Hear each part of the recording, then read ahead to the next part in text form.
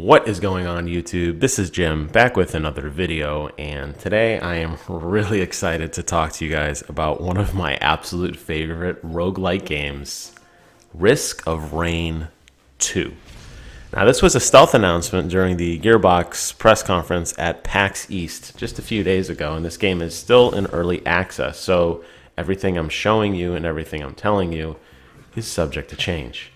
Now, it's by a company called Hoppo Games, which I think is a really cool thing because it's just two guys that started this project way back in college, and they basically had an idea for a roguelike game where time was in of itself a resource, and the game would get harder the longer you would play, but you could level up and you could tech up.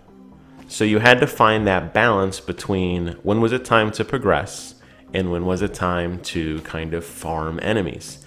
And eventually they started a Kickstarter and they hired a musician from Greece, this guy named Christodoulou. And the reason I mention that is because he's amazing. He does some of the best music, and I think fans of the Risk of Rain series now, since there is the second game, really like that music, and he did release it digitally. I like it so much, I'm going to post a link to check it out in the description below. I highly encourage you to do so. I think the music in this game is some of the most original, eerie, beautiful music I've heard in a game, and I think it really sets the tone for what you're seeing and what you're feeling in this world. So when all these games come out, you have a sequel, they add a few things, might add a feature or two. What I think's so cool about Risk of Rain 2 is they added a dimension. This game used to be a 2D side-scroller, and they converted it to a 3D open world. And it's incredible that they kept the charm and the look and the feel of all those mechanics, and they ported it over so well into a 3D space. Now, I picked it up the second it was announced because I am a super fan, and one of the cool things they're doing through the 30th of March, which is today, is they're giving away a free copy so you can play with a friend. So I gave it to my friend Kevin last night, and we played for a while, and he's hooked. And I'm glad to hear that because this game needs all the love and attention it can get. I think it's just a masterpiece. So what is Risk of Rain exactly? I mean, you see some gameplay going on here in the background. You basically are a guy who crashes on a planet, and you have to complete 10 levels. The levels are procedurally generated. The enemies are procedurally generated in terms of the location they appear. What you have to do is walk around and find a teleporter. I'm going to walk you through the HUD first because I think it'll explain kind of the rest of the stuff I'm going to talk to you guys about. So that's kind of the gist of it. You'll notice that I'm running around with a guy and just shooting a gun. You see my abilities in the bottom right. There are different characters. Each character has different perks and different strengths and weaknesses in terms of what they can do. This guy that I have has some very basic armament, and then his shift is this sprint where you can roll quickly. Not a sprint, it's like a dodge roll quickly in any direction. There are other characters. In the first game, there was a guy who had a bow and arrow, there was a sniper, there was a guy with a shield. It kind of depends on what mood you're into, and every character is viable. Every character can be successful. It's a combination of your mood, really, and your play style. So what you're trying to do is tech up by killing enemies, and you see every time I kill an enemy in the upper left-hand corner, they drop gold. And I walk around, and there's these little blue chests. Some of them are free to open, some of them require money, and they give me items, which you see across the top. Now, what the items do is they give you better statistics. It could be a double jump. It could be when you kill an enemy, they explode into a bomb and they hurt all the enemies around them. Or you emit an aura of healing when you stand still for a few seconds. All of these are different. They're not bad. The cool thing is they're all random. You don't know what you're going to get on your run, and they stack. So if you get a double jump and then you find another double jump, now you can triple jump or quadruple jump or so on, which is a really cool mechanic. And that's what kind of encourages you to explore so much in the world, because you want to kill enemies, you want to get items and be stronger. And you see all my items listed across the top of my screen, and that bar will increase in length because if you're doing long runs, you're going to get a lot of items. So That's a really, really cool mechanic. The real mechanic of the game and the real draw of it, though, was what I mentioned before about time being a resource in a sense. You'll see in the upper right-hand corner, there's a counter, and you see a bar slowly progressing from the words easy to medium to hard. As time goes on, that bar never stops increasing from level to level. And the longer you wait, the harder enemies are going to get, the more they're going to appear, not only in just quantity, but in quality. You'll actually just see totally different enemies appearing, stronger ones, bigger ones, faster ones. That's where the challenge starts to come in, because every 5 minutes, that meter's going to go up and go up and go up, and it's going to tick and tick and tick to the next area. And towards the end of your run, you're going to be fighting pretty much boss level guys constantly. This is still not even to the boss that you have to complete at the end of the mission. So how much do you want to farm? How much do you want to just go straight to the boss and try your luck?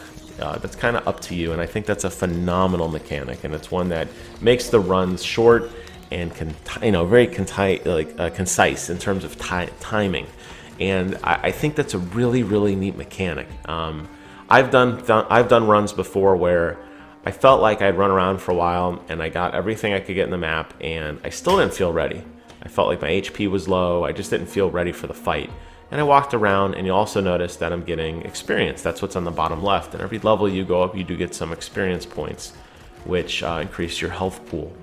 So that's the nice risk reward of when to tech up and when to advance. And I do like that. So that's kind of the core gameplay.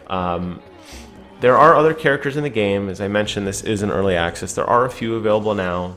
They are still adding more levels. They are still adding more items. Their goal is to get out of early alpha. These guys said that they want to have a total of 10 playable characters. Right now there's 6. I just unlocked my second one last night with Kevin. There's going to be 10 different stages, 12 bosses, and over 100 different items. And I think those are some great goals. I honestly would say, in terms of early access games go, I think this game is just phenomenally balanced, and it looks great already. I've played for quite a while. Kevin and I played 2 or 3 rounds last night, and no issues, no hiccups, no anything. There's some balancing to do here or there. Some of the abilities feel a little more powerful than others, but that's kind of the point. Some of the items are going to be better than others. So that is kind of the uniqueness of a roguelike game, is you don't know what you're going to get on your particular run. You might get something that really makes the game particularly easy in your sense, or you might get stuck with a bunch of really stupid things that just don't seem to help out quite a bit. Now, if you do play in multiplayer, and this does support multiplayer, you're going to basically be in charge of your own destiny. So it's going to be up to you to kill enemies and get your own coins and open your own chests, because there's no duplicative items. And I think that's where the real challenge comes in. I have only played Risk of Rain solo. I never played it with anybody on my PlayStation 4. I totally see me getting more into the multiplayer aspect, because you cover more ground faster, primarily. And also because with coordinated attacks, I feel like you could burn enemies down pretty quick. But that said, you're also giving up basically half of your items to somebody else. So you're going to constantly be in a battle of, well, I kind of need this more than you. And it's not really a sense of who's going to build what kind of, what build you're going to do. Like, I only want to pick up gasoline so that enemies explode really, really big when enemies die for me. Or I only want to get the syringes so I increase my attack speed. I don't think you're going to get stuff like that. I think what you're going to have to more focus on is it's just going to be what it's going to be. But what makes it fun, I think, in the multiplayer aspect is that with the coordinated attacks and spreading out, I think you can get a little bit more coverage in the map, because if you notice, there's no mini-map in this game. I don't really know where I've been other than walking around, and it's not that the maps are incredibly large and obnoxious and it's going to take you half an hour to traverse everything, but when you get into the harder difficulties, enemies aren't stopping, and it's hard to move around. And especially, something I don't know if I mentioned before, enemies don't despawn when you run away. They will build up. And if you're running into a tunnel and it's a dead end and you turn around, you're going to have to fight your way out while enemies are spawning all over the place.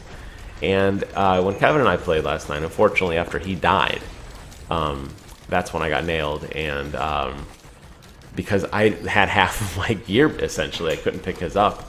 and it turned out not so good for me. I like that mechanic. I think that's a really, really neat thing. So to wrap up this video, I just want to show you guys the boss fight. There are random bosses. Sometimes you'll fight titans. Sometimes you'll fight these kind of floating squid-looking things. There's a giant smagma worm you have to fight. It varies. Each of them do ridiculous amounts of damage, as you can see me just getting pummeled here. And the enemies don't stop coming. So now you're basically managing waves of enemies as you try to lay some shots on the boss, because that timer in the upper right still never stops ticking, even during a boss fight. And after you beat them, they'll give you some items. Now the nice thing is, on multiplayer, the boss will drop a couple items, so it's not just one thing. They're usually a better tier, and when they're unlocked, they become part of your permanent loot table. So as you start playing the game more, you'll find better things that have a chance to spawn more frequently. So took him out. I go ahead and I'm going to collect a treasure, and I have to stand near the teleporter. That's what that red area dictates, that now I can actually begin to activate the teleporter, because you can kite enemies, but you have to stand in this area long enough to activate the teleporter. And still, again, now we've entered the medium difficulty, and you're starting to see now iron golems appear much more frequently. In the past, they have the laser eyes that kind of target you, and you're starting to see fire imbued enemies, whereas before they really did not appear quite as often. So once you complete this meter and get it to 100%, just by standing here and basically fighting for your life, that door will open. Now if you were able to defeat the boss inside here, that timer would run parallel to your boss fight. But most people, myself included, like to kite the boss just a little bit. It kind of spreads out the pain. Most of the time you can avoid a lot of the boss attacks, but not all of them, especially not when you're being shot at from multiple directions. And it does get very, very convoluted very quickly. And you can see me just getting overrun just by regular enemies now. So once this thing reaches 100%, the door opens and we move on to bigger and better things. So with that, I want to close out my ringing endorsement of Risk of Rain 2. I think it's an absolutely phenomenal game. It's one that you can play in quick bursts. You don't have to sit there for hours and hours.